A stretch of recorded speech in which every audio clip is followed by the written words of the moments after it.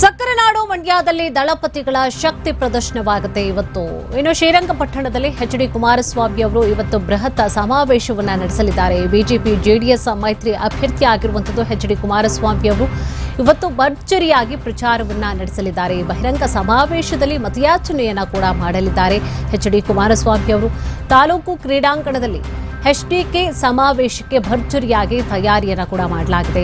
ಈ ಒಂದು ಸಮಾವೇಶದಲ್ಲಿ ಭಾಗಿಯಾಗಲಿದ್ದಾರೆ. ಇನ್ನು ಬಿಜೆಪಿಯ ರಾಜ್ಯಾಧ್ಯಕ್ಷ ವಿಜಯೇಂದ್ರ, ಮಾಜಿ ಸಚಿವರಾದ ಪುಟ್ಟರಾಜು, ನಾರಾಯಣಗೌಡ, ಜಿಟಿ ದೇವೇಗೌಡ, ಸಾರಾ ಮಹೇಶ್ ಸೇರಿದಂತೆ ಜೆಡಿಎಸ್ ಮತ್ತು ಬಿಜೆಪಿಯ ಹಲವು ನಾಯಕರು ಇವತ್ತು ಸಾಥ್ ನೀಡಲಿದ್ದಾರೆ.